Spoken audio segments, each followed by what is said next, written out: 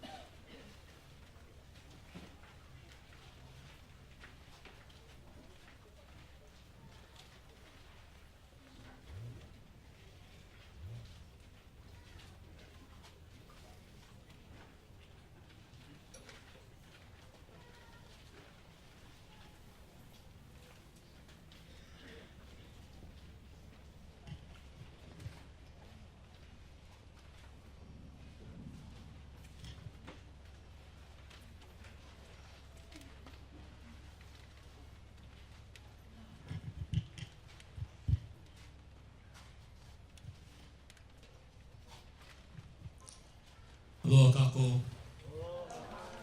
Aloha kako. Aloha hovau o maka keone. I am Tamsin's husband. She is the third child of Papaku. I was given this honor to just welcome everybody.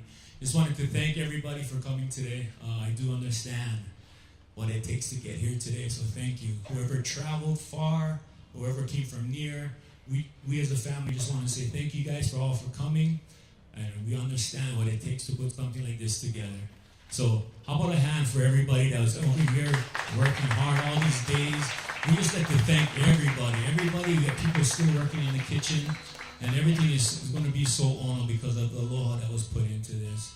And so we just wanted to share again that the bathroom's over there on the right side. If you guys on my right, you guys gotta go bathroom over there. We got the food getting ready to go. We're gonna have a great program. I just wanted to share with you guys real quick. We have this saying in our family, live for the dash. You guys ever heard of that saying before? Live for the dash. So like on any tombstone, you'll see your birth date, and then you see the end date, and all it is just a dash, right? And if you think about it, all we're doing right now is just living for the dash. This man, if you guys can all agree, he was living in the dash. Yeah? How about a hand for Brother Pule? He's been through so much things, and I'm sure you guys are going to find out, if you don't know already, about his life story. Like, if you don't know who this man is, that you guys going to probably learn a lot of stuff about him today. He was a lot of things to a lot of people, and it's so evident by everybody that's here today. I just wanted to say, on behalf of the family today, thank you for coming. Welcome. We're going to have a good time. Because it's a celebration.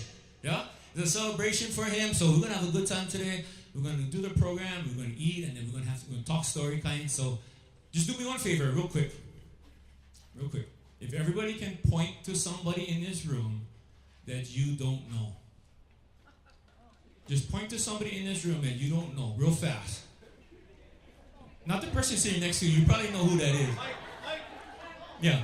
Everybody point to somebody that you don't know. And do me a favor. We're going to kui luna real fast. And we're going to introduce ourselves and aloha them. So go ahead and introduce yourself real fast to somebody you don't know. And aloha them.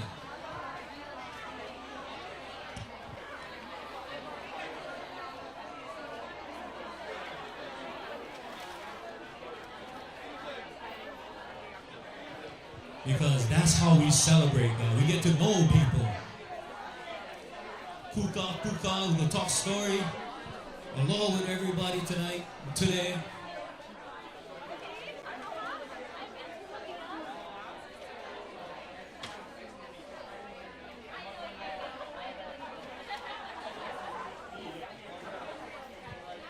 Okay, when you guys power, we can know Hilalo.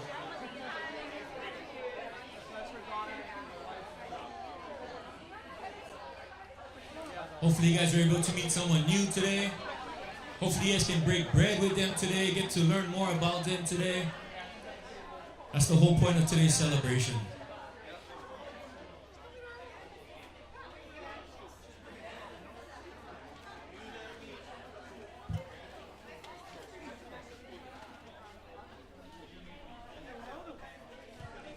Oh yeah. So this is the hard part about letting Hawaiians loose for go meet people. Hard to get everybody back again. So everybody, if you can hear me, clap one time. If you can hear me, clap 2 times. Okay, we're focused back again. Okay, here we go. We're gonna sing on Mele real fast. Yeah, and then we're gonna bless today's event. So we're gonna sing Kanaka Vai Vai in the key of G. Okay, here we go.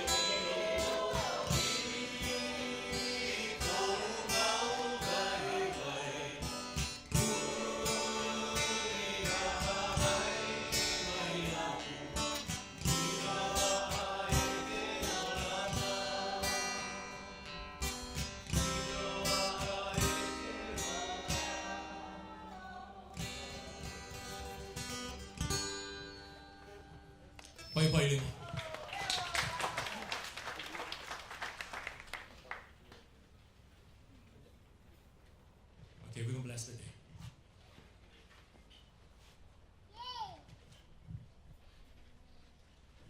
O God, our eternal Father in heaven, we're grateful for this gathering of friends and relatives to celebrate the life of Clarence Ku Kawakahi Fook Ching. We're grateful for his life, which started in very humble beginnings in a small house in Pule Valley. He continued to perhaps receive the Hawaiian heritage background that he solely possessed through Kamehameha schools. Through other institutions of higher learning, he prepared himself for a lifetime of service. He is not with us today, but please comfort the family and all of us with the understanding that someday we will again be together again. Please bless the proceedings of this day. May we enjoy each other's company, develop and nourish our friendships and relationships with each other. As a parting words, ku.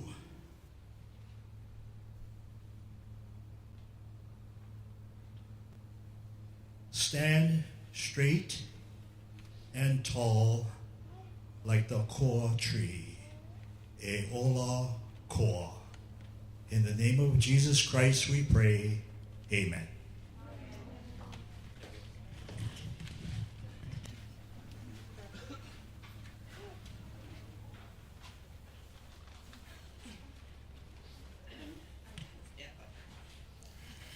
Okay, here we go. If everybody can just give her you guys mana today. Yeah? Okay.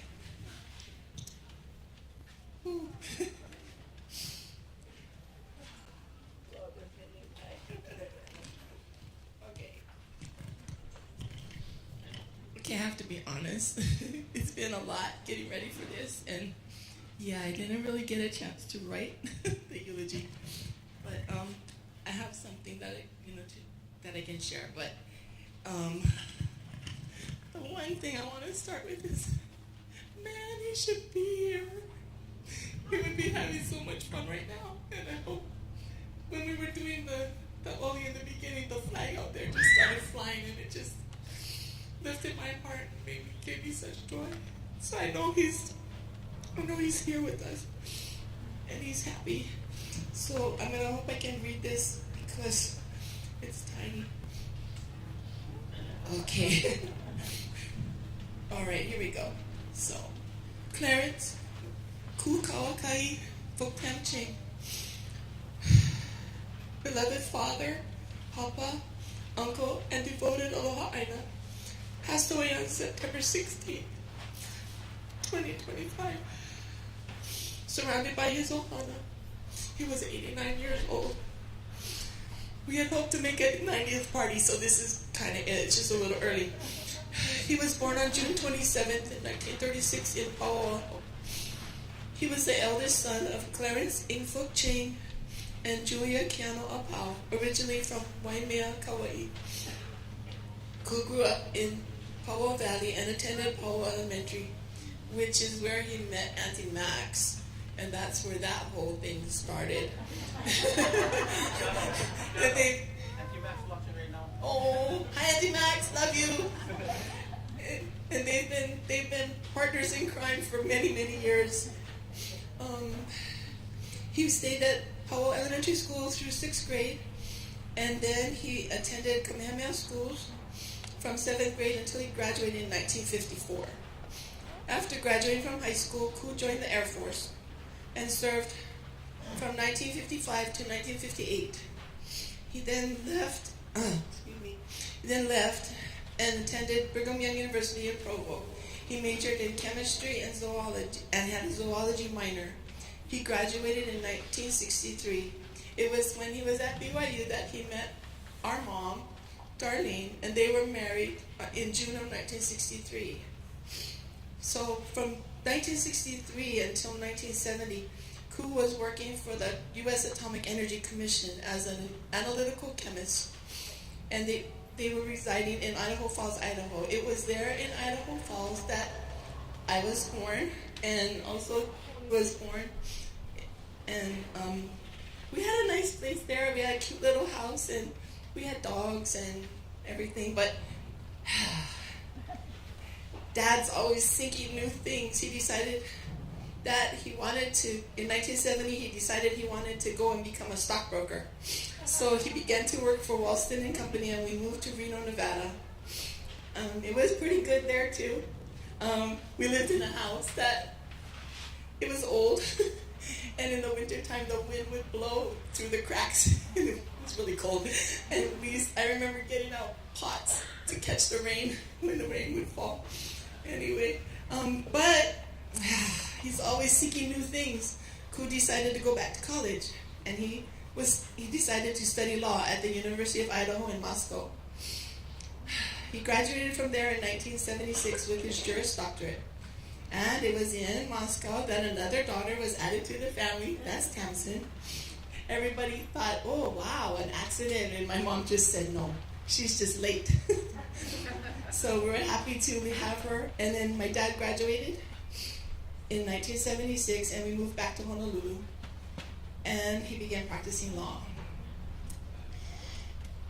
But that wasn't where his heart was. He wanted to find, I guess, really who he was as a Kanaka. And in 1978, he became one of 102 delegates to the Hawaii State Constitutional Convention. One of the key outcomes of this convention was the establishment of the Office of Hawaiian Affairs, and included provisions to return lands, such as the island of Kaho'olawe. The convention also marked the first time Olelo Hawaii was recognized as an official state language since the overthrow in 1893.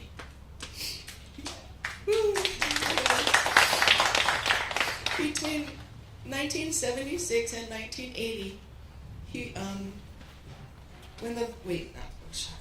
the Voyaging Canoe Hokulea and Sand Island and Kaho'olawe activism were the inspirations for his deeper involvement in Hawaiian culture and community.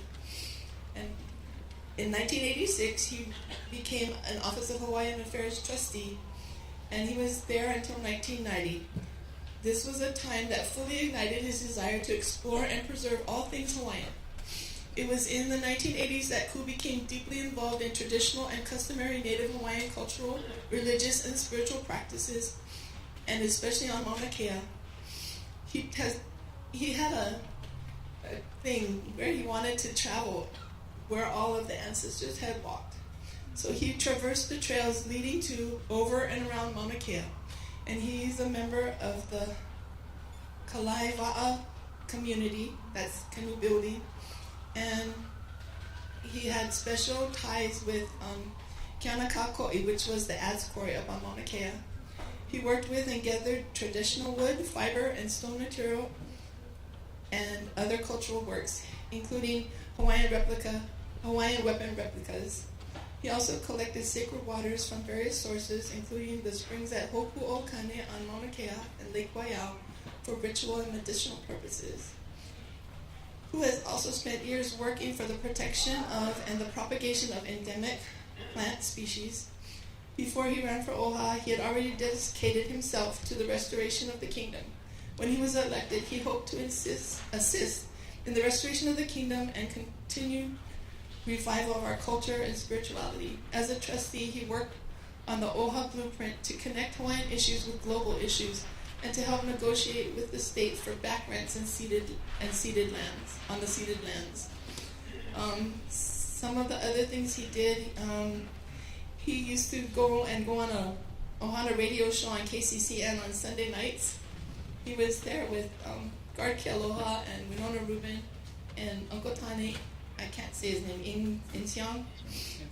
He used to take me sometimes, and I got to push the button that said what time it was. Hey, hola. Anyways, and then the night he was involved with the 100th commemoration of the protest planting in the Queen's Garden at Uluhai Malama.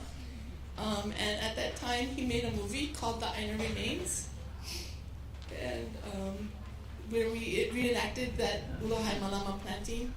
It was he thought it was really neat that we had that they had done that, because we were being restricted in so many ways, but we planted that special garden, and someday we'll have that movie night and we can celebrate it. Let's see, this is where my talk got weird. He was helping Uncle Ray Bowman building the Hawaii Loa canoe. He also practiced lua. And this is he was so proud of this. He was the cultural advisor to Pohaku Loa. He called himself the enemy within. but he gave him access to Pohaku Loa lands and places.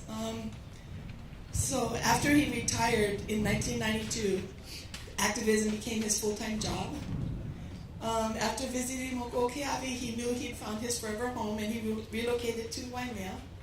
During this time, Ku welcomed another son, Umi'aliloa, and now the family was complete, 2 girls and 2 boys. In 2002, Ku began a hiking group called Huakai Ina Ainamauna, and there was a lot of hiking. He believed that by hiking on the native trails, which were still part of the highway system of Hawaii, that he could preserve access to all of that. And that's where my dad and I started to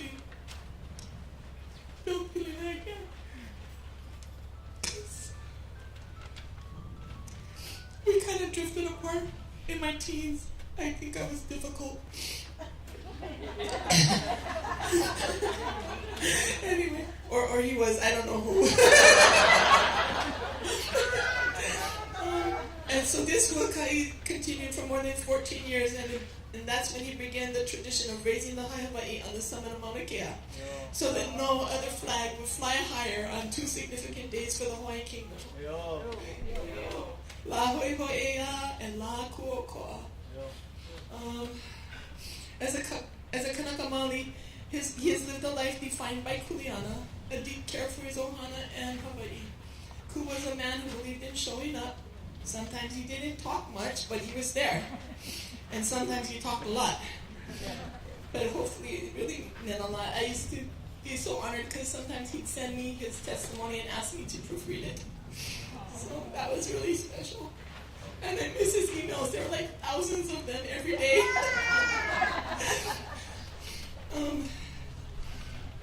Let's see. So he found a lot of joy in simple things. He loved watching his mo'opuna playing football and spending. In fact, that's what's his biggest thing. Like, that's what made him switch to an iPhone, because then he could stream football games. He went from a flip phone to an iPhone, and then he called me up and he says, "How come it's so slow?" I go, "Because you used up all your bandwidth." And that's when he started going to Renee's house to watch football on her Wi-Fi. So he's survived by his children, and so there's me and Anthony, also Kaneho, Tamsin, call her Kahipua sometimes, and Umi'aliloa.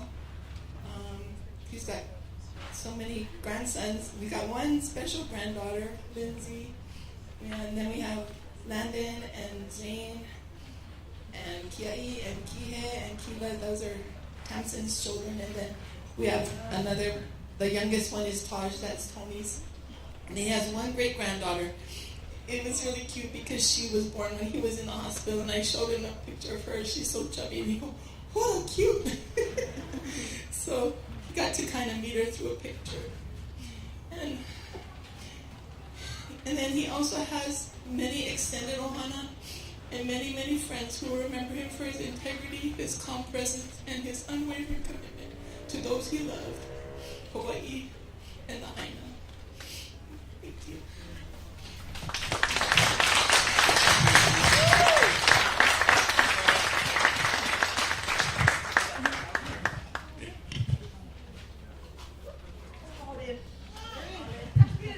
One more hand for Chris. Thank you for sharing all that information. I'm sure everybody learned a lot. I'm going to turn it over to Candace now. She can share some of her mana'o. Christy, that was so beautiful. I'm sure he's sitting here and laughing and, leaning back and watching everybody and saying, "This is a great party." So I've been asked to do something difficult, which is to summarize his accomplishments in 10 minutes. So that's a really hard thing. He was absolutely brilliant, and he brought all his experiences as a stockbroker, as a chemist, as a zoologist, as a lawyer to bear on the way that he stood for Mauna Kea and Hālawa. And one of the things that, I first met him in 2012, and I read a story on the Kahea blog where he talked about his love for the Mauna, and everything he wrote about the Mauna, every testimony was a love letter to the Mauna. And his name, Kukawakahi, he was a genealogist, and there's this one great story about how the TMT attorneys were saying, well, okay. Okay.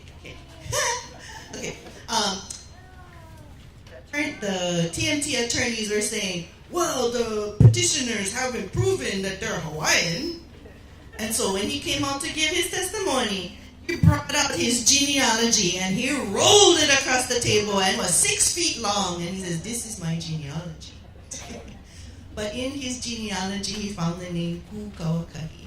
And he was very proud because it was a story about the king of the owls protecting people in the name of justice. And the owls would come and they would cover the sky and it would be all dark and they would come down and attack their enemies.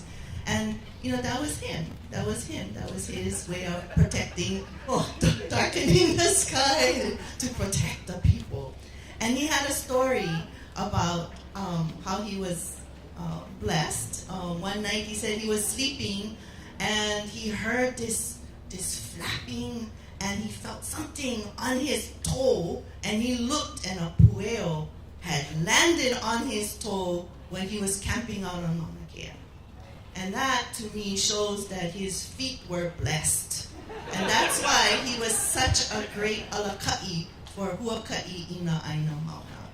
That Ke'ehi means to embrace with your feet, and that's what Ku did. He embraced Mauna Wakea with his feet.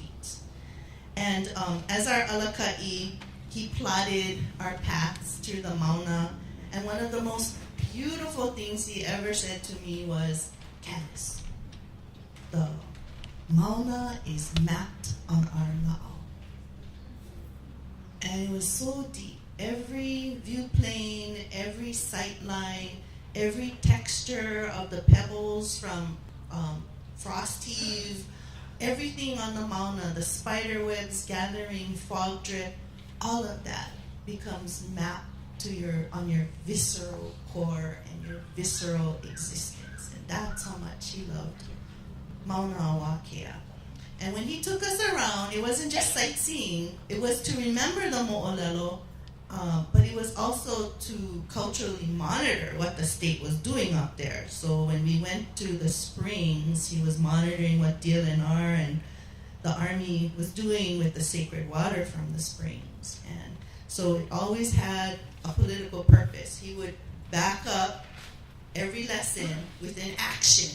He was very action-oriented. That's how Aloha Aina becomes direct action.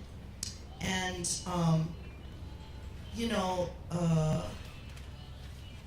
that was a really important part about teaching us how to love the Mauna. And raising the flags on the Mauna, Christy talked really beautifully about that. But for him, yes, that was really important, that the flag be higher than any other flag on the island. And that is so beautiful. And, the wind you see how huge that flag is? It's hard. The wind whips up on Puvekiu. It whips. And yet, they would be able to hold the flag down because it wasn't only them holding the flag.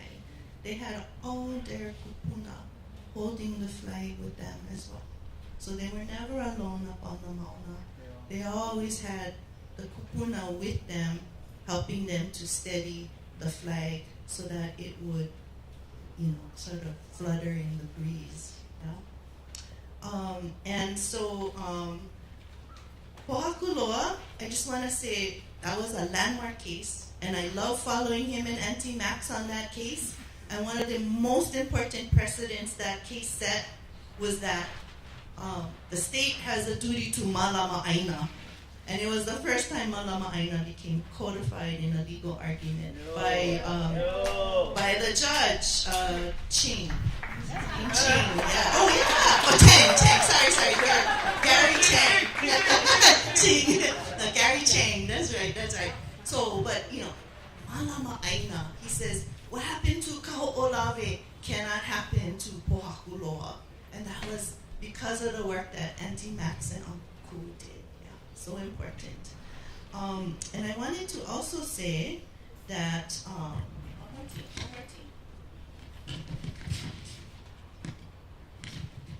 I know there's so many other stories you're going to hear today during the talk story session, but I also wanted to end by saying that of all these accomplishments of Ku's, the thing that made him happiest was in 2016 when Christy and Tamsin, Maka, and their families were able to camp up at Kanakaleo Nui with him. And it was crazy, and Tony was so important because he had to hold it down at home to care for their mama. And he made it possible for them to make it up there. But he was so proud of you, Tony. Every time you stood and said, "We are not Americans," he was like so proud of you.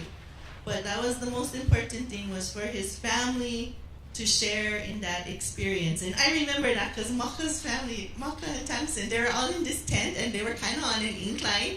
So they kept rolling down the tent to the other end, and then the person on the bottom would go around to the top, and then they would roll down again. I remember that. But it was just so important for for them to map the mauna on their na'au as well.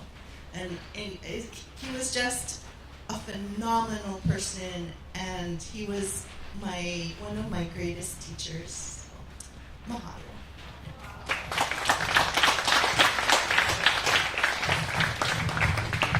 Thank you. So we're gonna do some storytelling, and we're gonna just work our way this way. We can try limit it to 2 minutes, but you guys all know how that will go.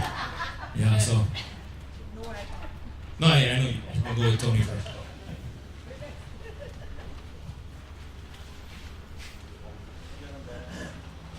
Aloha.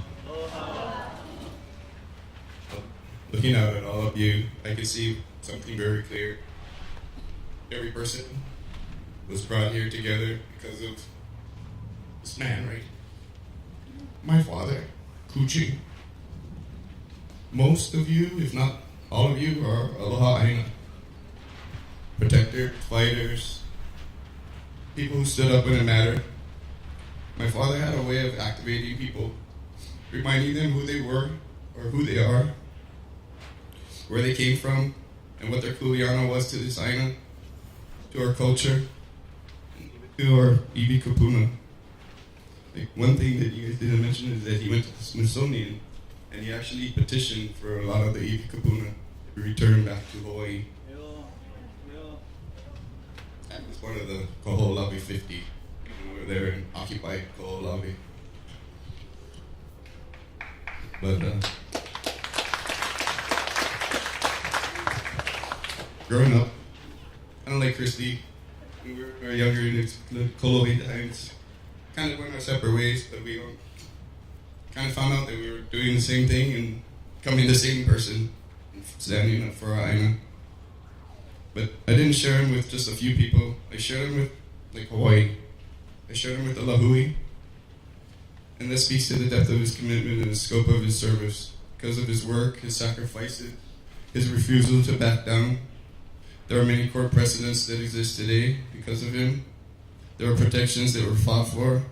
There's a path that is paved for future generations so we can stand stronger, more grounded, and more unapologetically Hawaiian. We are forever dedicated to the service he gave Hawaii, whether you stood beside him, challenged him, learned from him, or were moved by him to step into your own kuleana. Mahalo to all of you for being here today. Mahalo to you for honoring my father. And mahalo to Ching for a lifetime of service to Hawaii and the Lahui. Thank you.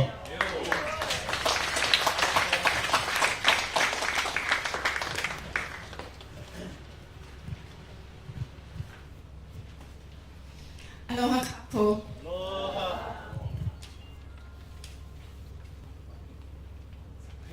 My name is Tamsin, but my dad's nickname for me was Tamsi. I really noticed that there's a pattern of 3 in our family. My dad was the oldest of 3. His sister Judy lived in Kohala. His brother Kenneth, up here in the front, lives in Mililani. So their three other uloa was born 22 years later.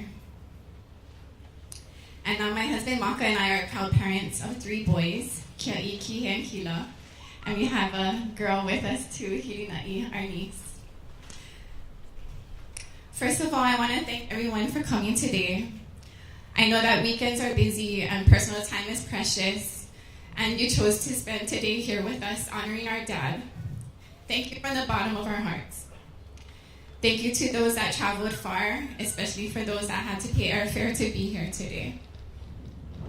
I especially want to mention that I sent out a kahea for pictures to use for today, and years of memories came flooding in from all over, and it was a nice history of my dad's life, and I enjoyed seeing all of them and reminiscing and seeing all that he has been able to accomplish. Thank you to everyone that sent in your pictures and videos. Mahalo to all of the hands that went into making this whole level possible. Thank you to my family and my siblings for all your kokua preparing for today. The setup crew, everyone just came up and helped, and we really appreciate all of you. The registration table in the front, my friends, the kitchen crew, the Palisades families in the back, to everyone that donated items for today. Thank you so much. And then to those of you that are going to participate in this afternoon's activities. Mahalo to those that supported us after our dad had his stroke in Kona in November of 2022. And for offering us places to stay, transportation, ono food, comfort and support. And I'm going to miss using our group text that we used to communicate with over the last 3 years. I'll always remember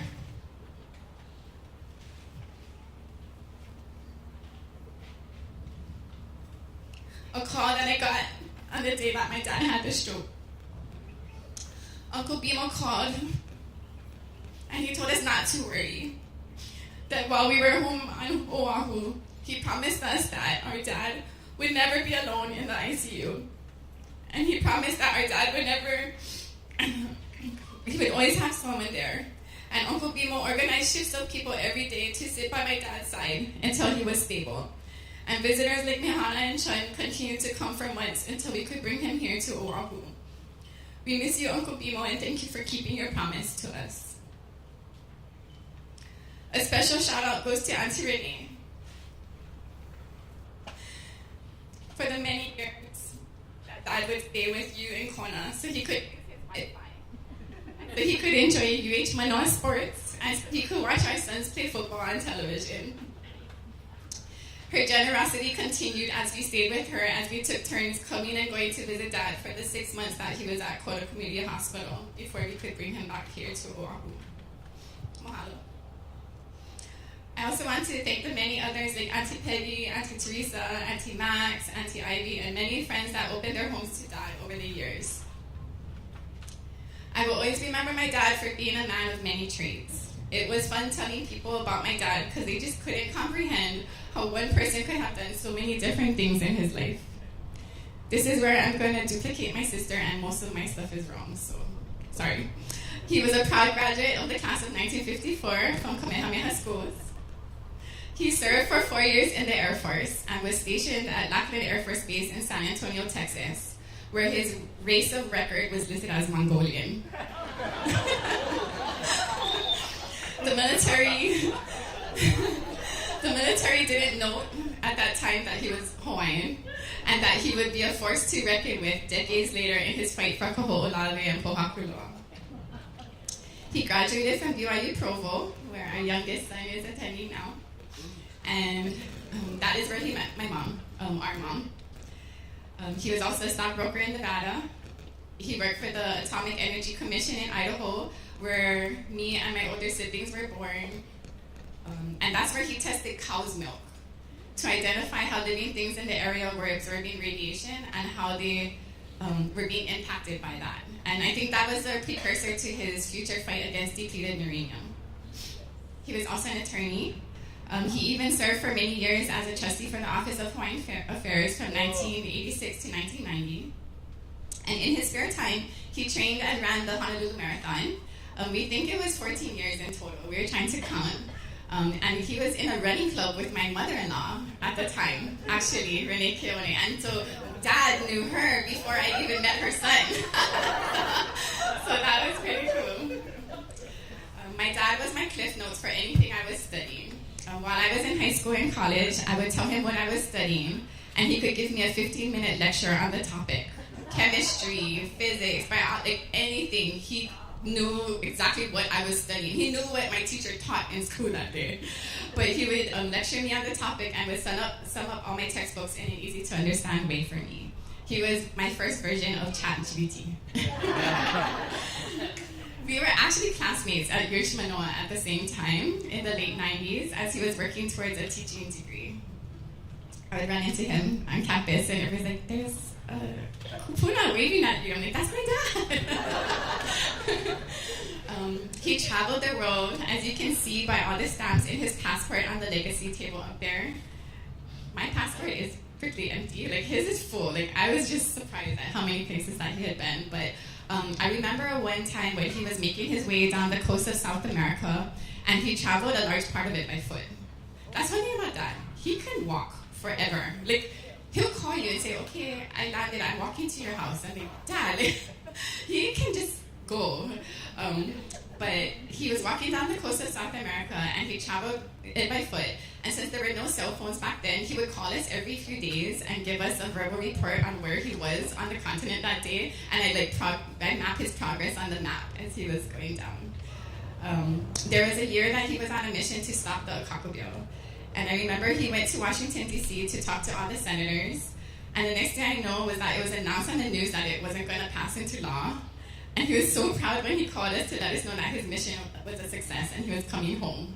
And I was like, Dad is crazy. Like, he went to Washington, D.C. and did that on his, that's Dad, right? He started going back and forth to Hawaii Island in 1994, and he made his final move there in 1996. And that is when he took on his activist role of protecting Mauna Kea and Pohakuloa. So based on that list, wouldn't you agree that he was a man of many trades? Yeah. Sorry, I'm taking way more than 2 minutes. As a child, I enjoyed our weekend adventures. He would call me on the weekends to see if I was available, and he'd come and pick me up with his convertible sports car, or he would come on his preferred method of transportation, which was his moped. He would pack me on that thing everywhere.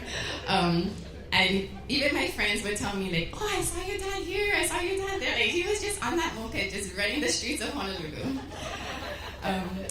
While most dads were taking their children to the beach or shopping, going to the shopping malls on the weekends, my dad would take me to Kaniakapupu in Nu'uanu, which was the summer palace of King Kamehameha III, and it was a historical and royal site that he was able to dedicate and restore. We would visit Uluhai Malama on the slopes of Pule, and he'd tell me the story of Queen Liliuokalani's flower garden, and he ensured that it was identified as a historical site with a plaque on it. And I remember going to the dedication ceremony and watching him on the evening news that night. He helped to find and restore the famous petroglyphs of the Dog Kaupe near the Kapena Falls in Nu'uanu, and that's an area which he frequented often. I'm sure he's taken many of you there at some point. When I was in the 4th grade, we spent months of weekends together recording for a film called The Aina Remains, and that told the history of Paoa Valley and nearby Pacific Heights and Nu'uanu. And I felt like a movie star every time it was aired. I think it even ran in the International Film Festival, maybe, I think. But at my elementary school, they would show it every year. So when the kids from the elementary school would see me at the park or in the area, they're like, you're the girl from the movie with the frisbee. So you gotta watch the movie. If you can rent it, it's at UH Manoa. You'll learn a lot about the early history of Honolulu, and you can see Dad in his younger years. I have fun memories of working in the lo'i at UH Manoa with him, like way before it became Hawaii Nui Akea School of Hawaiian Knowledge. I remember driving down to San Island to do Sami work on the canoe, and it only recently did I realize, like, oh, that was the Hawaii loa, like when I put the years together. I enjoyed working at Kauai Marsh with him. We would hike trails across the island. We'd visit Bishop Museum office often, and the list of my weekend adventures with my dad could go on and on. In the early 1990s, he moved to Hawaii Island. my weekend adventures ended at that point on this island, but they continued there.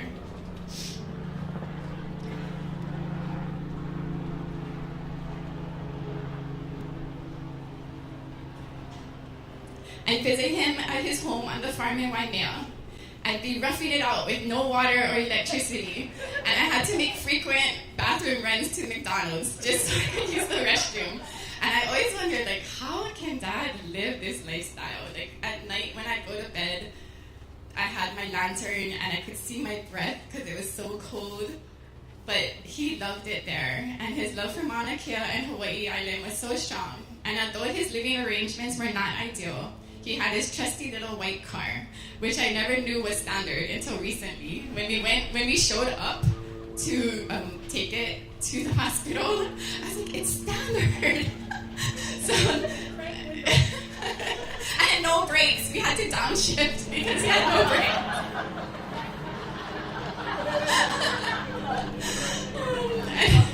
But he drove for miles and miles with that car to all his events and to visit all his friends in the Lahui.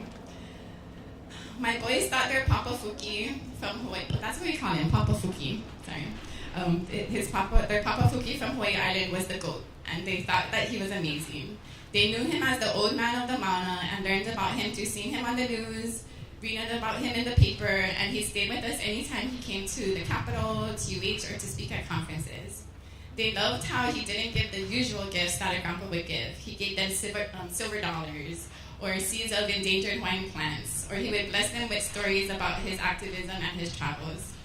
I could talk for hours about my dad and the special memories I have of him. I'm looking forward to the open mic portion later today in the program to learn more special memories with him. Please don't be ashamed. The sign-up sheet is at the front. Just come up and I want to learn. So please don't be ashamed. Please sign up for the open mic. I miss my dad's smile, his calming voice, his keen memory for details and genealogy, his jolly laugh. Do you guys know his laugh? I was surprised because my oldest son actually inherited that laugh. So we're glad that we're going to still hear it throughout the years. But I just loved learning about the history and culture of Hawaii through that. As taken from his quote that you can find in today's program, it was his hope that we may inspire our young people so they too can follow in our footsteps and experience the greatness of our ancestors. I think he did a wonderful job throughout his life of inspiring young people. I know he played a large part in making me who I am today, and I hope that Maka and I can raise our boys and Healy to carry on my dad's legacy. In closing, I have a song that I want to share with you all. After my dad's passing, I didn't leave my bed. I spent a few days at home. I didn't really want to do anything or go anywhere. But my youngest son flew home from Utah to be with me and to travel with our family to the equinox ceremony on Hawaii Island that Uncle Paul was dedicating to my dad. So while I sat at a red light on the way to the airport to pick up my son, I silently asked my dad if he was okay. And I asked him if he was with me. I felt the urge to turn on the radio, and this beautiful song was playing.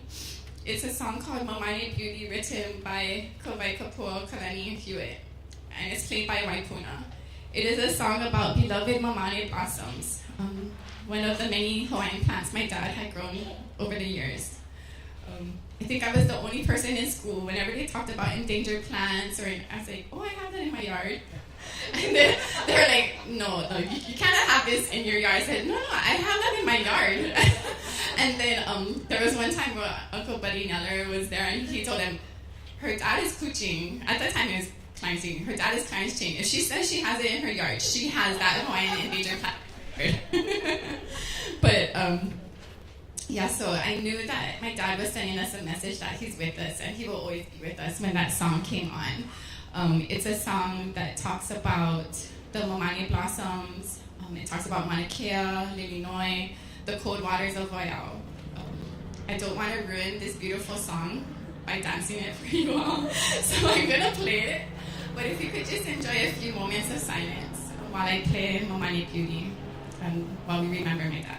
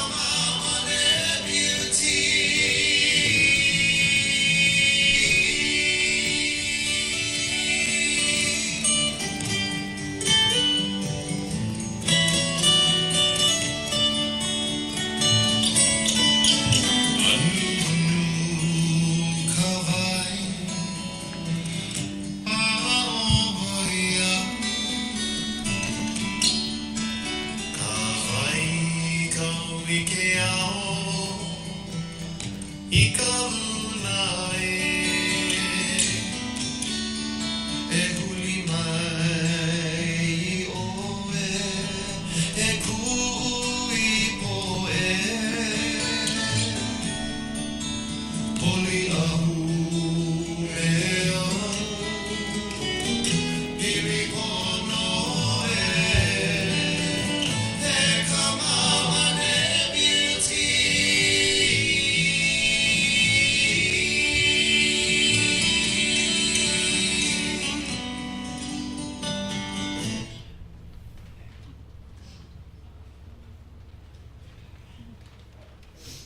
It's a beautiful song. I knew he sent it to me that day. But I love you, Dad. I will try my best to carry on your legacy. I love you all. Thank you for being here, and thank you for being a part of my dad's life. Mahalo.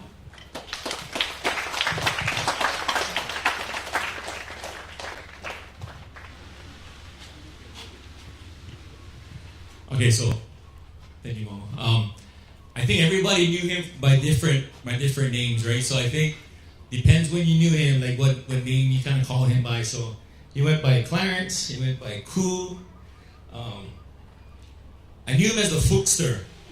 I used to call him the Fookster. Everybody used to call him like Papa Fook. He had different names, but I came into the family in the mid '90s, and everybody knows like you guys' relationship with him. But to me, coming into the family, and he was trying to eyeball me, make sure that I was square, right? Make sure that I was good. And there wasn't no pilikia or anything like that. It was just, okay, you over there. Hey, I'm taking his baby from him, bro. You know what I mean? Right? So he would just make sure that I was good, and there was a relationship right there. And he went to the Big Island, like everybody was saying. So we wasn't really that close into it at the end part.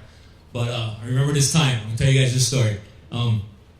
I used to partake in some alcoholic beverages before, just a little bit, small kind. And he would just kind of give me the eye, like, well, okay.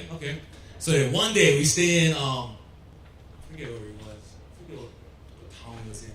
Anyway, we go visit him one time, and he comes up to me like, Mox, you get your beer? I was like, yeah, I get my beer. I will have a couple beers in. I was like, what? And he's like, I'm going to drink my wine. I said, okay, shoot. So he drinking his wine. I drinking my beers, bruh. And from that day, we were solid. And you know, like fathers, like, you don't know when to call him dad. Like, you're not sure when to call him dad. Right? First, it was like, hey, uncle this, and uncle, whatever, like that, Clarence. Well, I used to call him Clarence too, that's crazy. Uncle Clarence, and all this kind of stuff like that too. Until that kind of point, it was like, you good, Pops? He's like, yeah, boy. I was like, whoa! God, I was solid. That was many years ago. And then from then on, like, we was kind of tight. And then, there's that story about when we went to Mauna Kea. Okay, picture this guy so you guys can see him back. Mauna Kea is high, by the way. Just to let you guys know. This building is high, right? And so, it's not even on the map. The place you're going to go is not on the map. So you just gotta go and you just keep driving. You can see us, and then the road ends, and then you drive some more, right? You drive past where the road ends, and you keep going, we're going up the mountains. When we get there, I was like, oh, wow, this thing is like boonies. It's way up there. Like, the elevation was so high. And then, Papa Fuki, right, he was over there like nothing. He was doing all this stuff. Okay, this is what we're going to do tomorrow. We're going to walk over there, But my tent was crooked. It was crooked. And it was cold. Like, the tent had like ice inside the tent. Right? And then we would slide, like Candace saying, we were sliding. The next day we woke up, we all like bunched on top of each other, sleeping on top of each other. I told my wife, your dad is off. I am out of here, bro. So I grabbed my two sons, and then we would drive to Ashton's house, all the way to White Male. And she goes, and he goes, wow, that's far, I said, I don't care how far that thing is, but I'm going to make that drive down there to Ashton's house, bro. So we drive down the mountains, everything, and then when I came back, when I met them the next day, or wherever, like nothing, bro. He is the GOAT, bro. He was the GOAT. He can walk miles. Not even, no care, no, nothing. He was just solid, no complaints. And I was glad for my boys to see that on Kanaka, like that, like getting to know what his kuleana is on top of the Mauna, and then like he's just living that life over there. And he was a good role model for me and for my boys, and I'm gonna miss him. He's one solid Hawaiian. But hello everybody. Yes.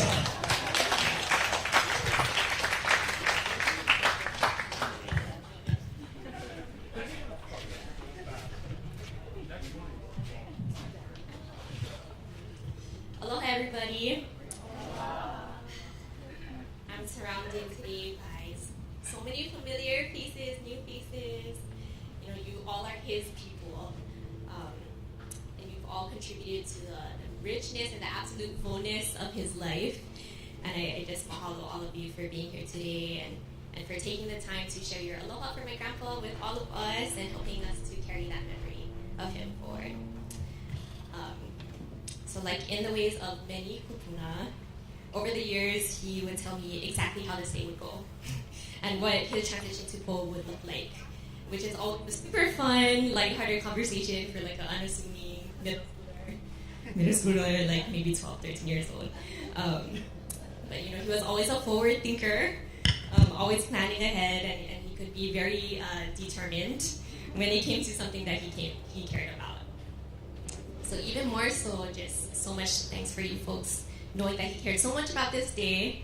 I know he would be really grateful that you folks are all here and sharing in the memories that you've had with him over the years. My name is Lindsay. I have the honor of being Grandpa Fuki's first mo'opuna.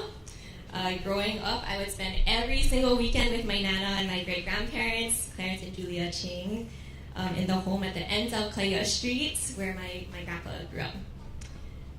Occasionally, Grandpa Fuki would visit and stay in that old house, and as a hiapo, I got to ride shotgun and go on all kinds of huaka'i with him on the weekends. So my grandpa took these huaka'i with the exact level of seriousness you could expect. You know, upon entering the car, super serious. All my radio privileges revoked instantly. We had to listen to classical music because it helps the brain get going, right? So I have to set the mood. You know, then he would move on to the fun part of like quizzing me on what I had learned at school, what I had remembered from his last visit to make sure I was retaining over his visits. You know, what I knew of various wahipana that he really cared about, la'au stuff, our mo'oko'ohau stuff, so, you know, all kind of things. So, you know, you picture, like, you know, just me as a young girl with my papa, and, you know, to a clueless passerby, maybe you would think, oh, it's a casual day out, you know, a girl and her papa out on the town, but in reality, he was, like drilling me, you know, teaching me the Socratic method of his. And so on these huaka'i, we would visit all kinds of familiar faces, like Uluhai Malama, Kaniakapupu, Kukani Loko, Kapena Falls, you know, all his, where he was a regular at. And then afterwards, we would go to Chinatown and have every girl's favorite chicken feet soup.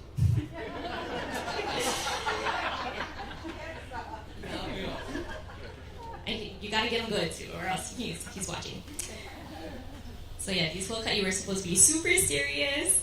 But you know, it's pretty hard to take someone serious when your worldview as a kid is pretty limited.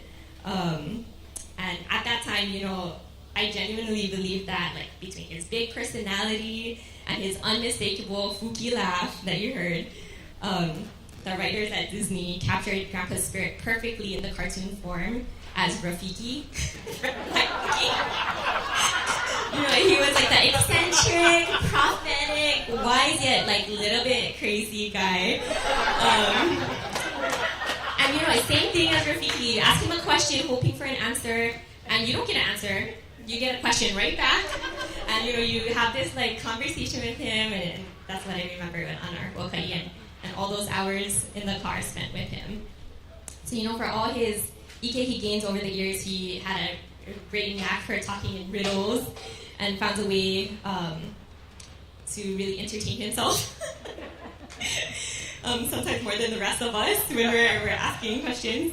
One time I was at the Paoa house and he was quizzing me on the different properties of various meakanu in the yard.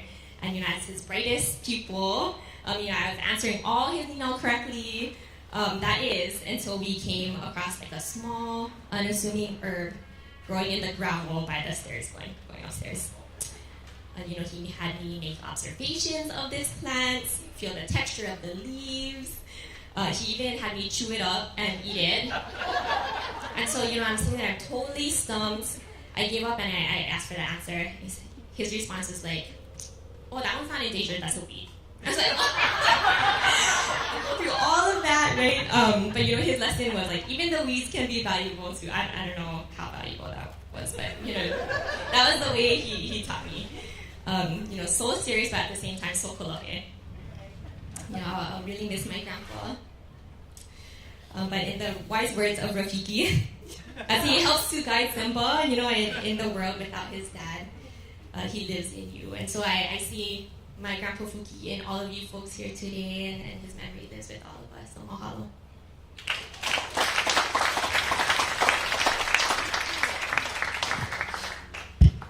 Hello, what's up everybody?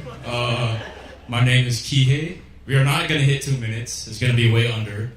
But my grandpa, he was a great guy. He's super physically fit. I remember one time we all got home from practice, and he's chilling on the couch. I'm like, oh, what's up, Papa Fugi? You like challenge?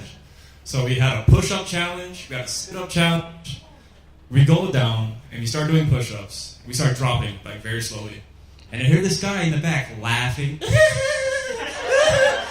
We're all down, and he's still going. Mind you, this guy is 70 at this point. I'm like, oh. But he was also a very smart guy. We were at Aloha Stadium, and my mom saw me go up to this guy who grabbed a monkey pod off the tree, eat it, and then handed it to me. So, I ate it as well. She said, son, get away from this homeless guy. And he looks up, and it's Papa Fuki. So shout out to Papa Fuki. But he's very humble. I remember we really hyped up his farm on the Big Island, and I thought it's like a pasteurized with animals and a fence. So we went there. We stopped on the side of the road, and we saw this little shack. I said, Mom, where's the farm at? And this is it. There's grass growing up the wall. There's a car. There's a hole. Bro, you're living in the jungle. But yeah, I love the guy. Amazing laugh, and I'll keep carrying his legacy. Yeah, thank you guys.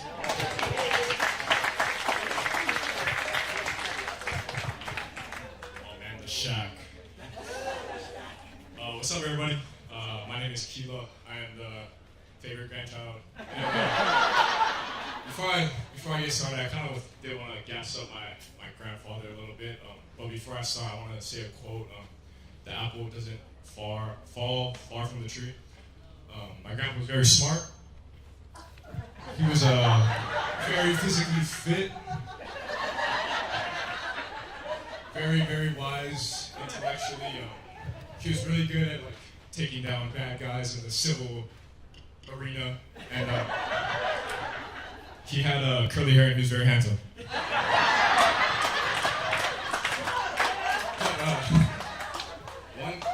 My favorite memory isn't really, I guess, something that I really knew of. So this is my junior year. I was at Kamehameha Schools for 4 years, and I transferred to a school in Utah. And so it's our first varsity game. I'm kind of up there playing against a school called Westlake High School, and 2 of our starters go down. And so it's my first game there, and so I get in. And of course, at the end of the game, I had 0 targets and 0 catches. But after, I was FaceTiming my mom, and Papa Fuki was on Oahu with my mom. And Papa Fuki takes the phone, and he says, hey, Keela, that was a nice route in the red zone. And I was like, okay, first of all, how do you know what a red zone is? Because he's not like a football guy. And I asked him, I was like, how do you know about that? And he's like, oh, I watch all your games. I was like, what do you mean? He's like, yeah, I just go, I type in KSL.com, and I watch all the Utah high school football games. I was like, wow, how long have you been doing this? He's like, oh, I've been doing this since you were in 7th grade. And so, I guess going back to the present, when he passed away, I was practicing at the time, and so I kind of left practice and was FaceTiming my family as they're in the room. And when he passed away, I just sat in my locker, just kind of confused, and my mom just told me, well, now, he get the live feed, you can go back to practice. And so that's probably my favorite memory of him, just knowing that he was always watching me, and he never told me, ever. he never told my older brother either. But the fact that he just, walked to McDonald's or Starbucks to just put on a Lone Peak High School football game was very special to me. And so, like Kia said, like, I'm going to do my best to continue his legacy. And he was such a good, handsome, smart young man. And so I'll do my best to do the same. Thank you, everybody.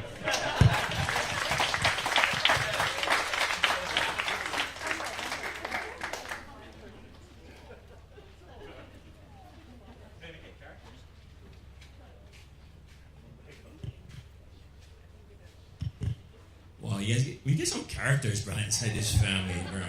Yeah? Everybody good? Okay. What we're gonna do next? Okay, so I think we're going like change it. We're gonna change it. I'll give it to you. Yeah. Aloha mai kako. Keanu, Christian asked kako be the MC, so I want to ask her, hey, if I get some ike, can I add it in? She goes, yeah, go ahead. So this is Kupuna and Uncle Ku talking, but I wanted to call up Havani to come and sing her song Warrior for Uncle Ku. So Havani, hele mai ma'ane.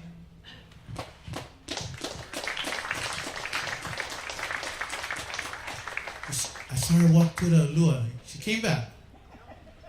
Okay, while we're waiting for Havani, Momi Nuhiva was also Pili with Uncle, as many of us, but Momi wrote a song for Uncle Ku, but she's gonna read it to you because, yeah. So Momi, we're waiting for Havani. Momi, please come up, Momi.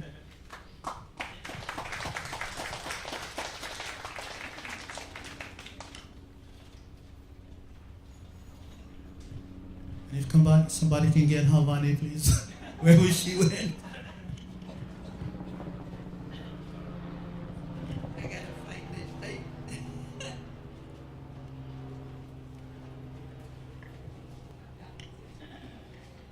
I'm gonna sit down.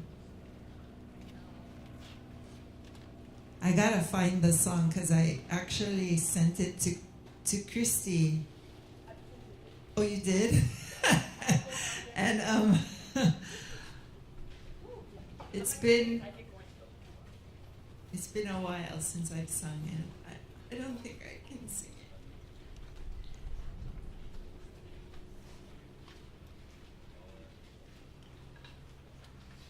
So, just to share while she's getting a copy of it. I first met Papa Ku up on the mana, and we were camping at the bottom of Pule.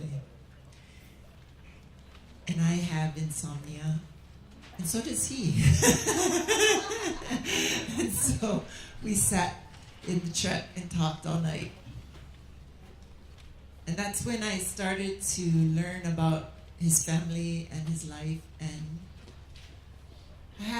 my father was very much like Papa Ku, very involved in the community, volunteering us to do everything with him, probably like how he did to you guys. And it was interesting too because we had so many things in common. I was born in Idaho.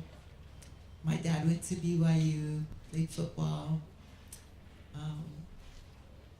He got divorced, and he told me a lot about the things that happened and the things that he regretted as a father. And that built kind of this feeling of between us because I had that same experience with my own father.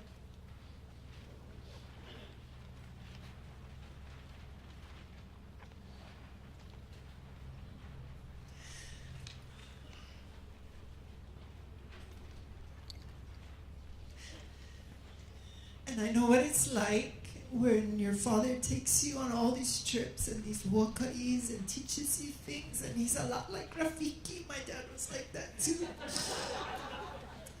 And then you become estranged when he moves away and he takes on all these new kids. And I felt like kind of bad about that because I was kind of like a new kid. And I always was kind of a little bit mad at my dad because he had so many new kids.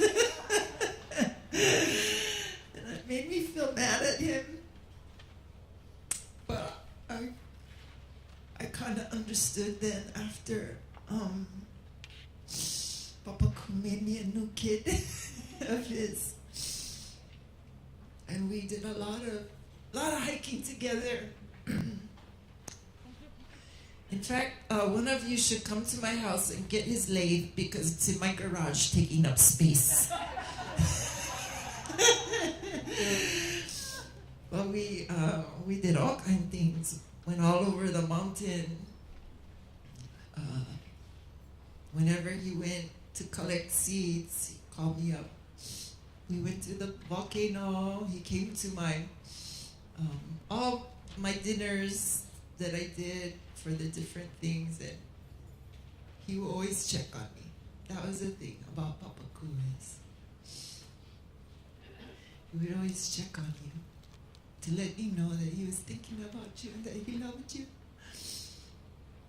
So when we went to the AHA event, and everybody was mad, why is he going to the AHA? And I was like, I'm gonna go with him and support him. And every morning I pick him up, drive from IAEA, pick him up. I'm practicing my opera because I was also doing something for the Hawaii Opera Theater at the time. And he'd be like, sing it again. It was good times. I wrote this for Papa Ku for his birthday. And so he's unassuming in his dress. Shorts and slippers is the best.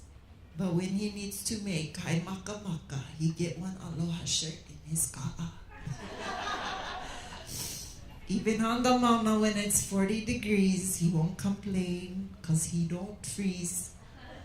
He's been so long in a Mauna queue, he's got blood like the rare VQ. As a proud descendant of Umiali Loa, he's got deep roots like majestic koa. His mind is sharp and he's so akamai. His wit runs quick like a fast away. He'd say, don't think too hard about a choice. Follow your na'au and use your voice. Yes, be humble, but for my final tip, don't be afraid to let it rip. He finds the landmarks from the past and helps the people's ike last much better than a diorama. Just like he did at Uluhai Malama. His favorite food is a bowl of pho, but to any food, he'll always say, yeah. He's not one to kneel and beg, but he sure likes my farm fresh eggs. A stranger to the court, he's not. His piko ekolu can never be bought. He kanakamoli oyapu, the one that only Papa Ku. He'd say, don't think too hard about a choice. Follow your na'au and use your voice. Yes, be humble. But for my final tip, don't be afraid to let it rip. With Chemo Summer and Auntie Max, this hui served the court with facts. The ruling set a precedent for future case law evidence. Papa Ku is the man, a hero every hour. He walks on the trail of Umi with power, like an ancient spring bringing forth good flame. Papa Clarence Ku Ching is one kick-ass guy.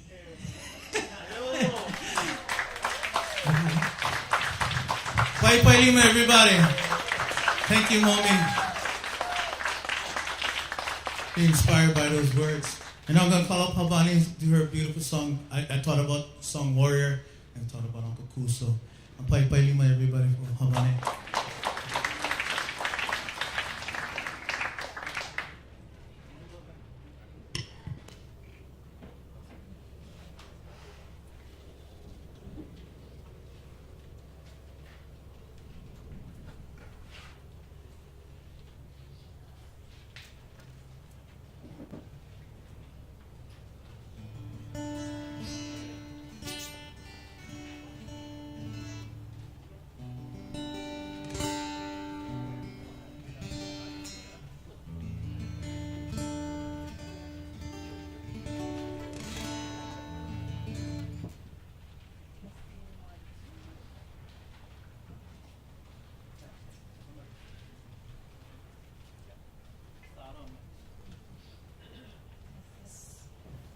1, 2. Kukia imamna, test 1, 2.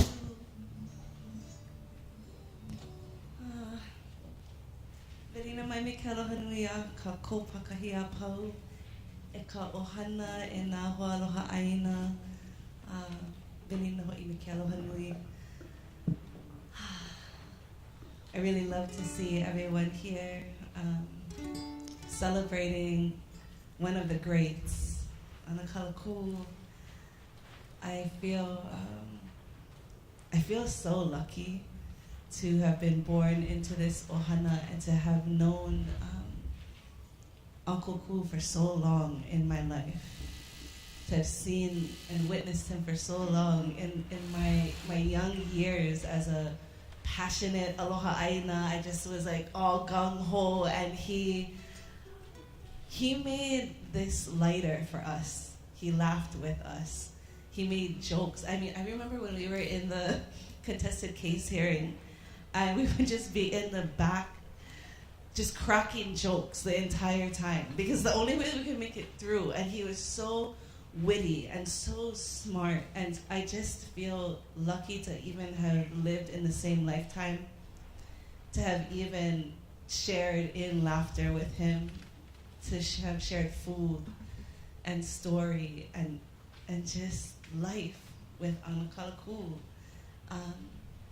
This mele has been, with us for a long time in my whole lifetime as a aloha aina, and when I look at the span of our kupuna, it's a very short time, that we have been doing this, and it's because there's so many people who did this before us. And one of the greatest honors of my life is to have sang this for many of our greats who have passed. And so for Uncle Hank over the phone, for Uncle Bimo as he passed, and in honor of Uncle Ku today, this mele is my highest offering to him, his life, his ohana. Aloha nui. I just have so much love for you folks, and I hope that this mele can help soothe the eha, because it's a great eha, when somebody who has lived a life so powerfully leaves this human realm, you feel it everywhere. This whole island feels different because Uncle Ku is physically not here. The whole of Hawaii feels different, and that's how you know somebody has lived a powerful life. And so I just offer this from the depths of my heart, from the same space that loves Mauna Kea, as Uncle Ku did and still does. Ike ala ua kea anakala. I love you forever. I'm thankful forever.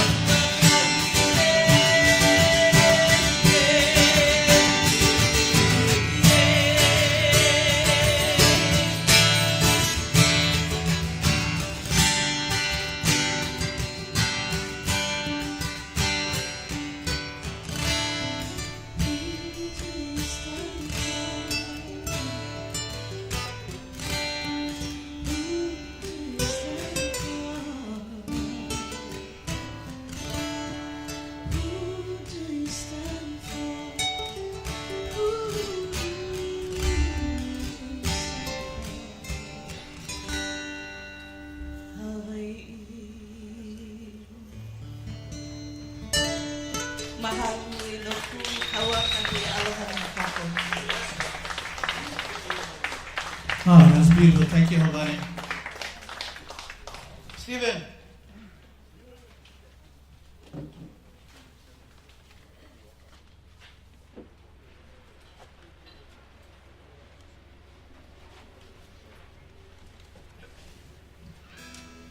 And I just wanted to thank Uncle Kalani and Tipua, for carrying Uncle Ku's his kuleana by High Hawaii, flying up on Manawa Kea. I was a bunch of us were fortunate to go up like 3 years, but I think the last time I was up there, on a very top I think it kicked my butt, man. I was like, but anyway, Tita Jamie was, because Uncle Ku, his flight is big high. So, in honor, Tita Jamie said, we should just go do this for Uncle Ku. So, I just thought this was beautiful. The song is called Ku'ulahui Hawaii, and talks about flying our high Hawaii. So, featuring my cousin over here, Ava Man, Stephen, Kulia, Thomas. Are you in French? Okay. In the key of F.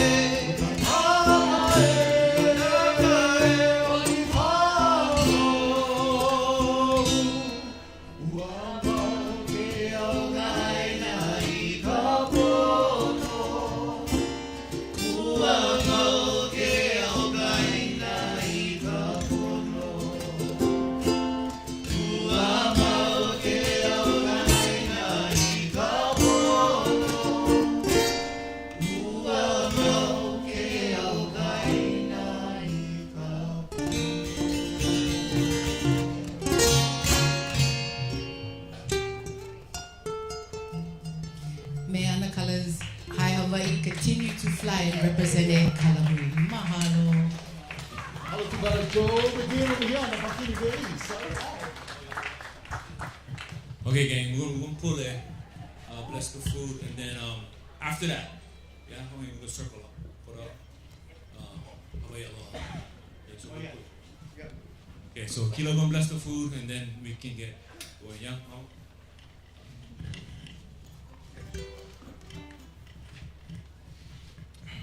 Dear Heavenly Father, thank you for this day. Thank you for bringing us all here safely, and I want to thank you for blessing my Papa with a great life, and for allowing him to inspire and teach everyone here under this tent. And Heavenly Father, thank you for the hands that prepare the food. I pray that the food will strengthen and nourish our bodies, and I pray that everyone will be able to get home or to their various destinations safe, and that no harm or danger may fall upon us.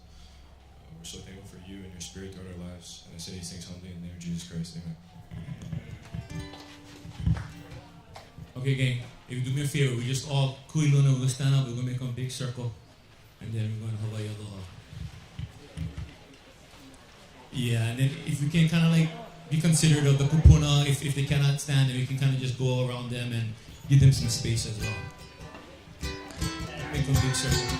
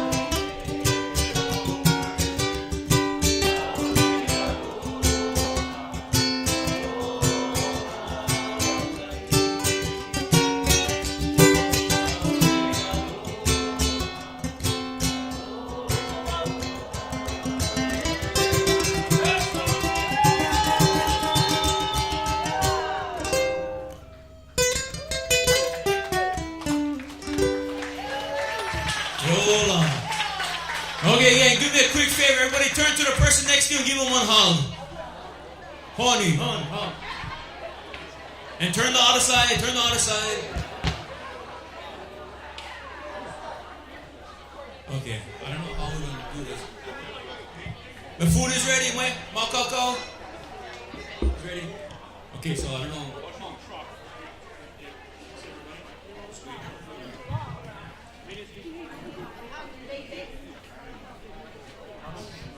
Okay, gang, go ahead and make you guys food. Don't forget, enjoy today. Today's a big celebration for Papaku. Love you guys, bro. Aloha. Okay, for those who signed up for the open mic, we'll be starting that later, but let's go get our food now, and we can go ahead and eat and then enjoy each other's company. All right.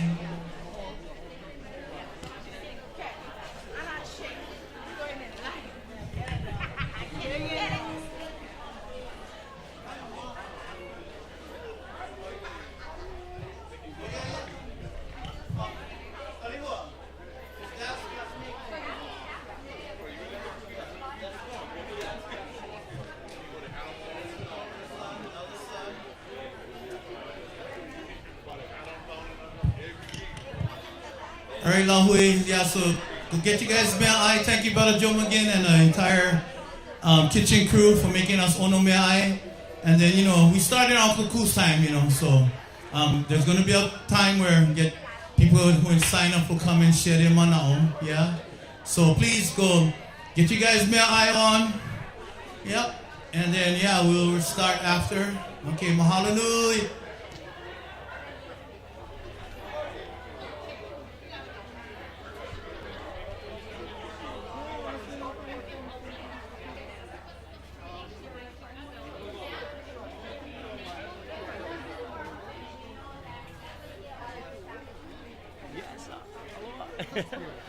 Good stuff.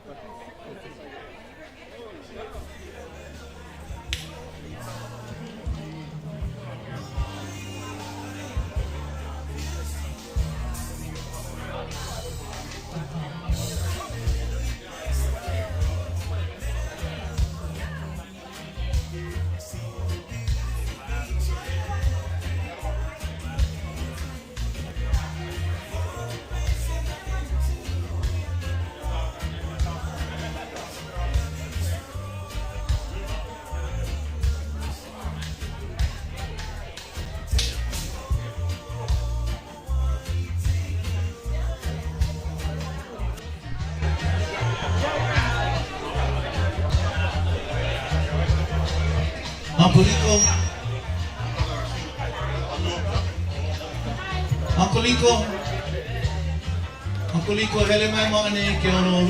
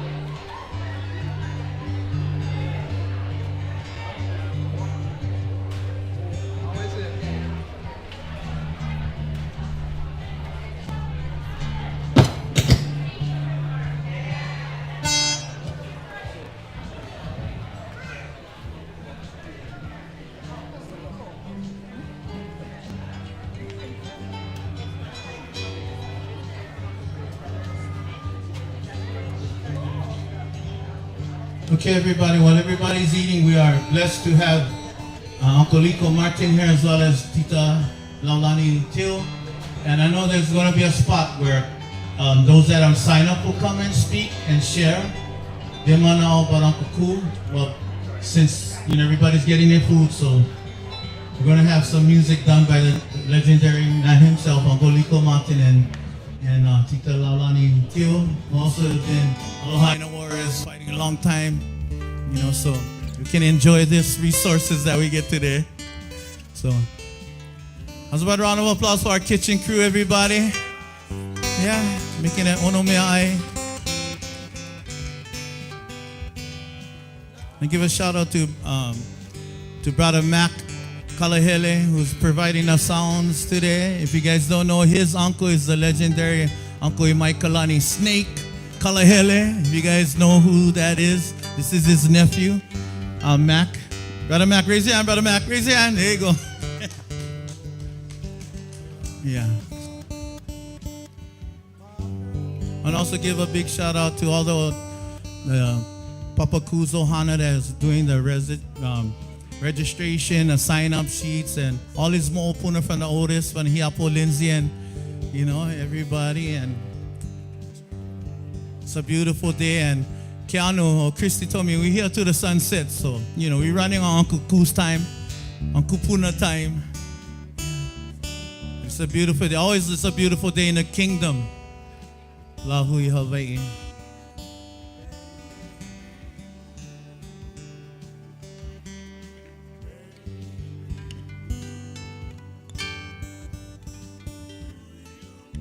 And also give a big shout out to Peterson, who is also documenting on film, as well as Lahui's own Oren Sutsumi. Everybody, give a round of applause for them as well. Oren always showing up at Lahu events, and Auntie Maxine is actually watching on your Epic channel on YouTube.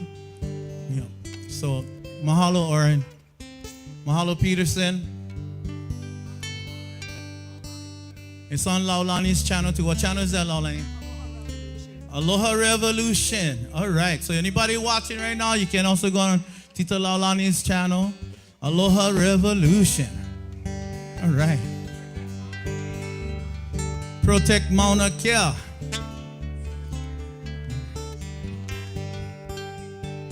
All right. Sounds like we got some Keawalau. I don't know play Keawalau yet, so I'm going to tune them in the. What you saying, G, Uncle? C? C-O-G. Go, go, go. Okay, wait. Test your mic, Uncle.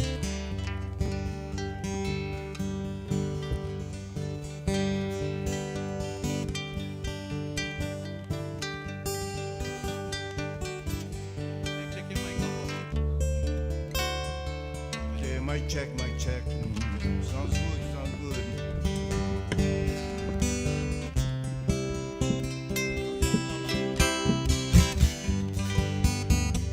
Test, test, test.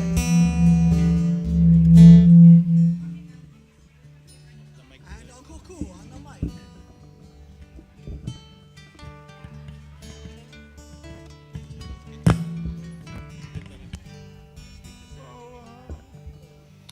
Okay, here we go, man. For Uncle Cool.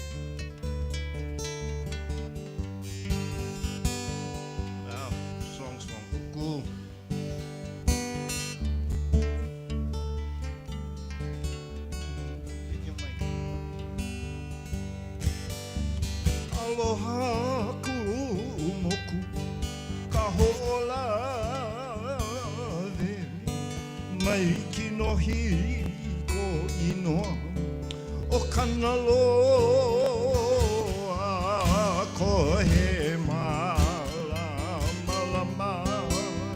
halau kana kaole i ke mai na pua e ho malu mai aluli ke ka ko la hui o Hawaii mai kala i ke mai i kala ka ua e kupa hai ho i kai ka naka kauli i mako hanui ke aloha no kaina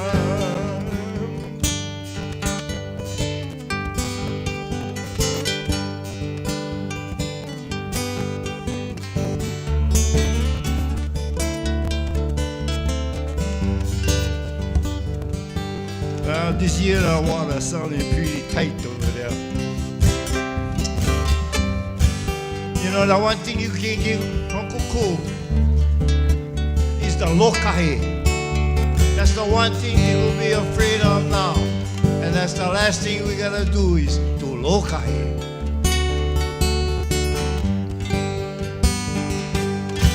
Hana hana na pua o hui alalo ano ke kaua kauholo me kaupuni papu kamana o ano kapono ano kaina i mua na pua lana kila kaho lave pane.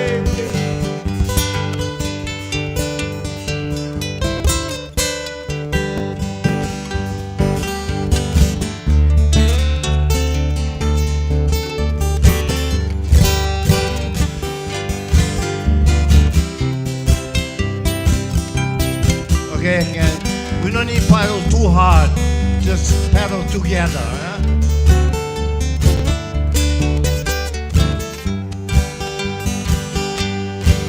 Hana hana na pue o Hawaii ne no ke kaua kauholo me kaupuni papu kamana o hano kapono hano kaina i mua na pua lana kila ka aloha ku moku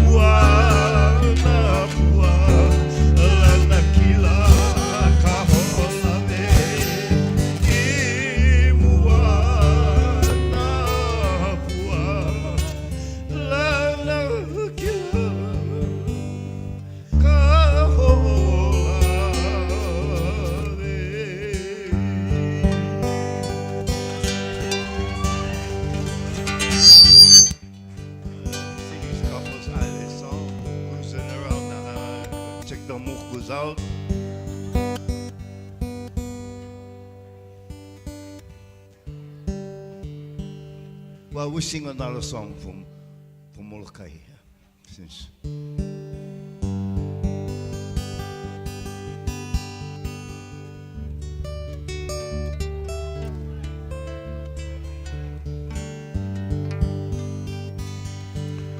Ulani na ahono pilani waku kila kila ka opua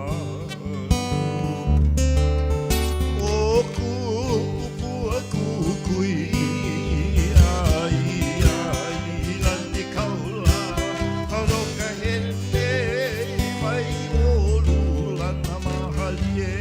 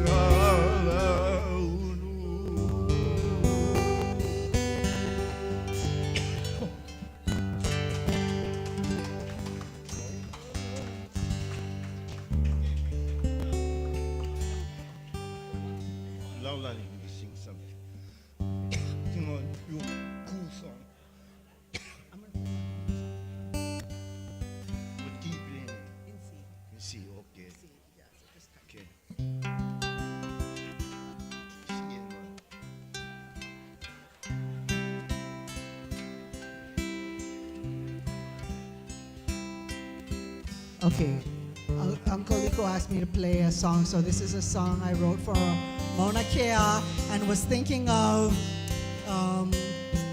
dedicated to all the warriors over here and over there. And Auntie Max, you was sitting at the table with everybody. You should see it from here, because Auntie, you're sitting with all the Mauna folks.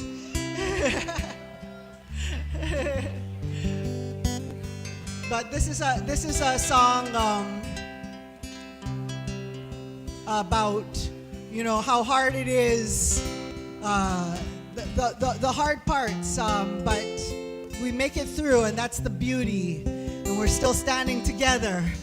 So mahalo to the Mauna Ohana. And by the way, I just went up this past winter solstice, and if anybody checks out my pictures on Instagram, you can see Uncle Ku came and visited us. Or actually, he came and visited Uncle Kaliko, and he was on Puku Kahaula, and he was telling him what to do. You know, color he does.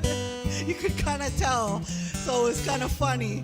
But yeah, he was up there, this big green glowing sphere going all above Kaliko, here and there, you know, clearly like kind of little above over here, little above over there, you know, telling him how to do this, you know, as we love Uncle Ku. So we know that he's with us and he's standing with us, and all of our warriors are still with us. So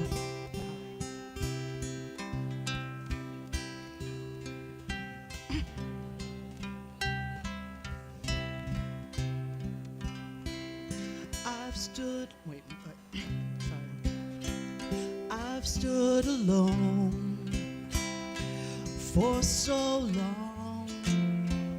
I would have lost my way had I not known that home's where I belong. But I made it through.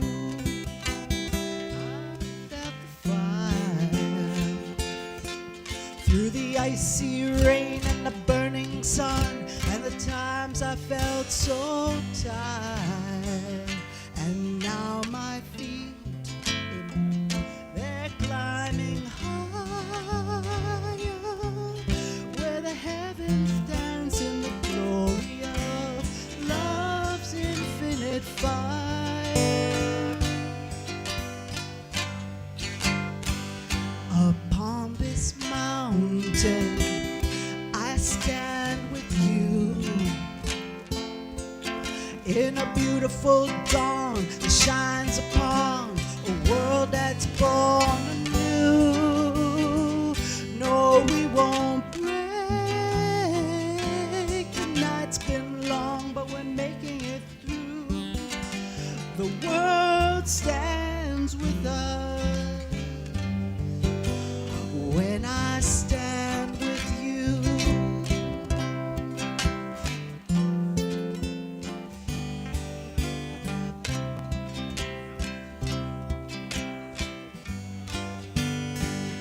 I've cried alone, the anger burned. My heart was desecrated, decimated, bombed and overturned. But I've made it through. I've let love heal, and through the pain springs love again, so beautiful and real. And I'll return, and here I'll stand, with a love so strong. I give this song through this sacred land. Upon this mountain I stand with you, in a beautiful dawn that shines upon a world that's born anew. No, we won't break. The night's been long, but we're making it through. The world stands with us when I stand with you.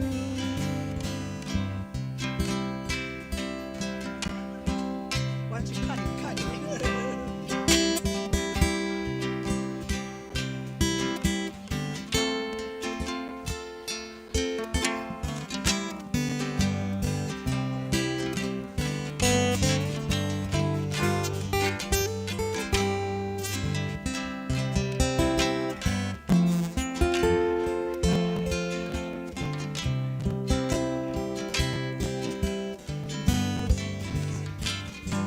upon this mountain, I stand with you.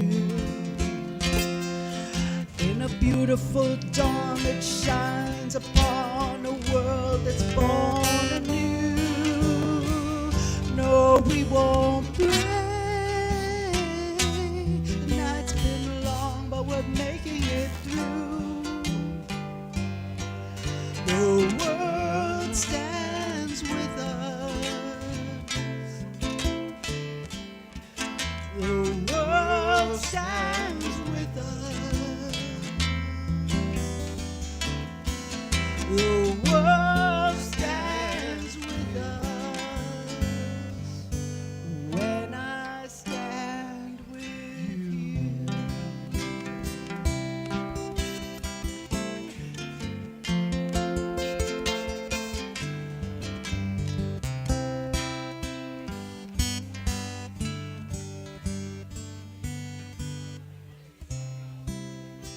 Okay. You gotta sing a song for the kind. Pick it up for the year coming. Do you know any of my songs? I just play something. I'll play along with you. I don't think you know any of my songs. Play the one about the rim pack. Play Fook. A request. All right. Okay, I have a request for Aole Rim Pack. Let's get with the season over here. Okay, that you will play. Get Okay, up all that right. that one. All right, okay. What key? What key? C. Okay. Okay, we know that Uncle Ku is going to be with us in this coming year, which is one in which we specifically ku'e every even-numbered year because of this opportunity for unity, unfortunately known as RIMPAC. But it is an opportunity for unity.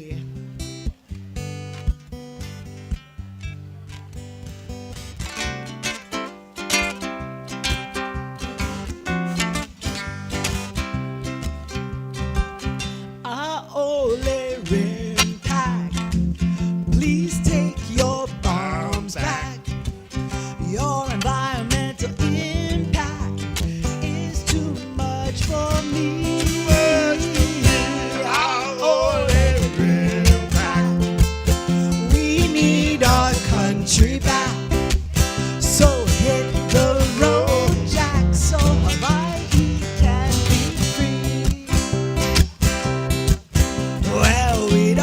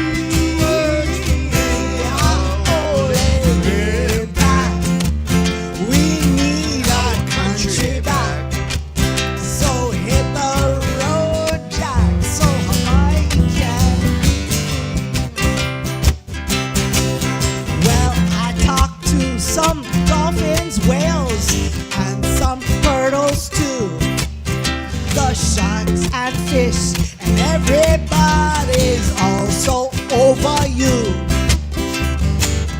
Your bombing and pollution has got no place in our kind. So cool, kiai, come on, eola ikavai, ole impact. Please take your bombs back.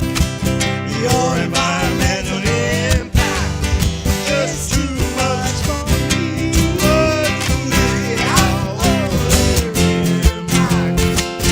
We need our country back. So hit the road, Jack, so the Moana can be free. Connie!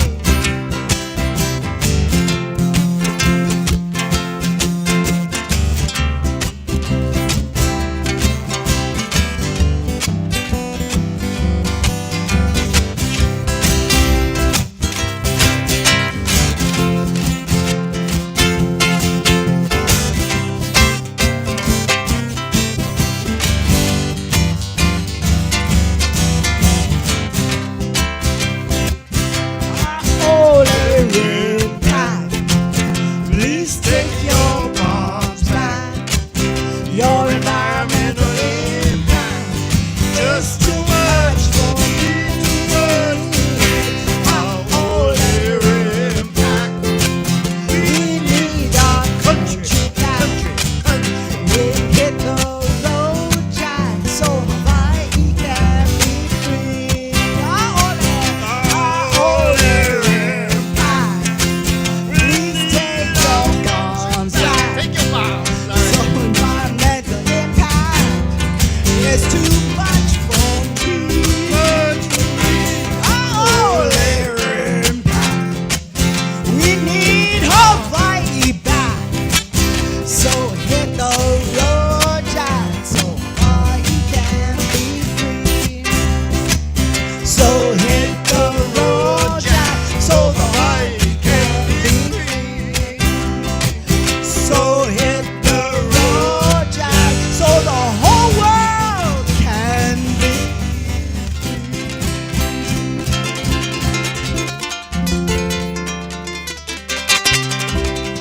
Check, check. Bye bye, Yauko, everybody.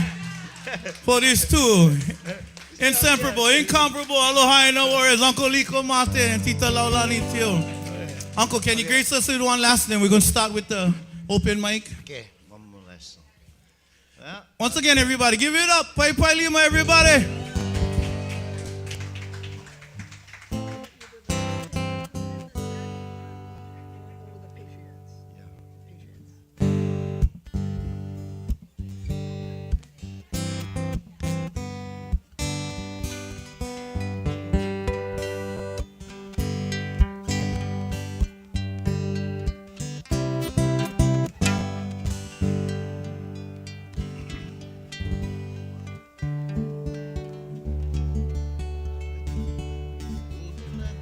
King Queen Stanley Army. King Queen Stanley Army. Okay, well. So what's left for us now? Yeah? Unity? Yes. Yes. That would be the greatest thing. It's just like when you compress. Everybody feel like they're compressed. All the issues are kind of compressed, right? Yeah. Well, you know what happens when you have compression? You start to build up that force, and that is lokahi. That is unity. One illustrious senator said that he would be horrified if the Kanakas ever stood in unanimity. That's what is before us now. No distinction, identity, or anything can divide us. Our price for our future was paid by our ancestors. It was paid by the blood and their bone. In honor of many like Ching and the thousands that have stood for this cause, and I mean thousands. I dedicate this song to our King and our Queen and the standing army. That is what is before us now, to become one like the ants, like the army. When they move all together. So, the song was written right after we could not find George Helm and Kimo. We had just come back from searching Lanai, Molokai by air. And when I got home to Kaliuka, this song was written.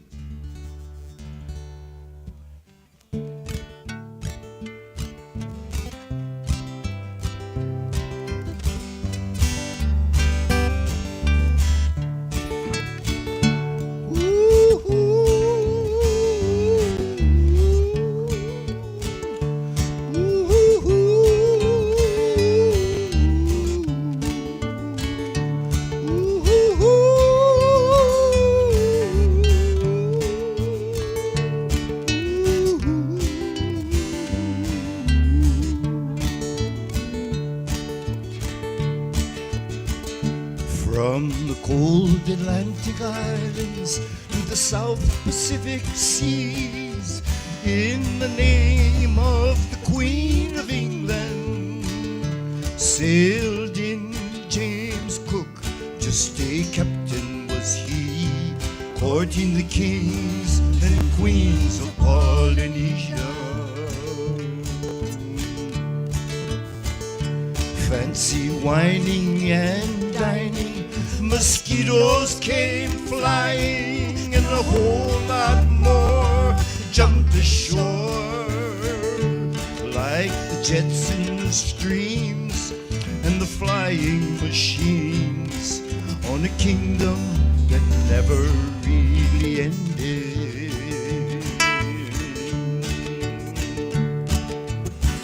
This Captain Cook couldn't write down what he took in exchange for the blade and the dangling armory. In the name of your queen, I'll take my leave and implore you set the matter straight.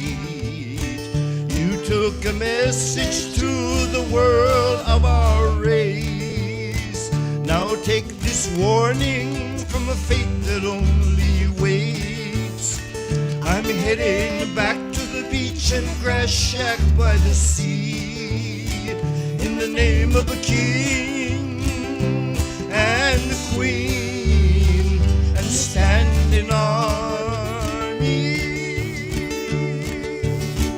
At least 21 guns were firing, killing natives on the run, caught in the crossfiring culture. And when Cook lay dead, all the gods went back to bed, but they got up in 78 around October. And then United States troops aiding businessmen on the loose strong-armed our queen into a dungeon. But like a preacher from her tower, she loved her people stronger and wrote a song for all the world to sing.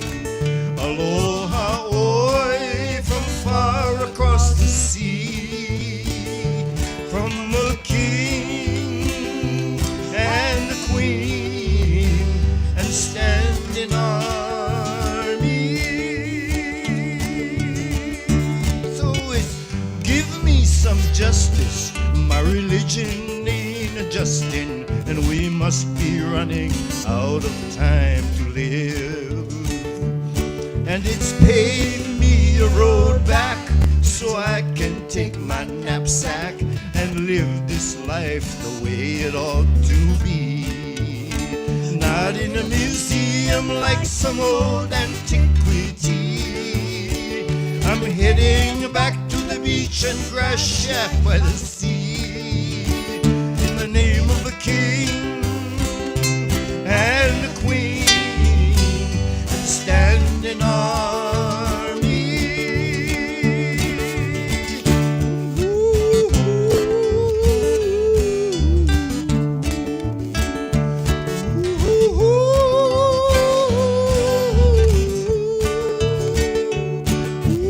Ooh.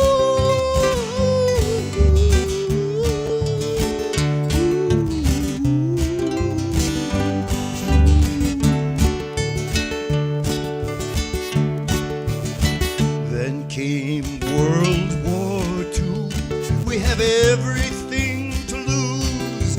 The Avon blues and the half-white babies playing on barbed wire beaches to the hotel retreaters, and welfare's the trick and the card to carry, and everyone's trying to find their kind to marry, and the kids in the streets, they just keep getting nasty from that military madness that they carry, being afraid to hold their banners loud and clear, singing a national song and singing it clear. Hawaii Po'oloi. There'll be a new generation of United Nations for the world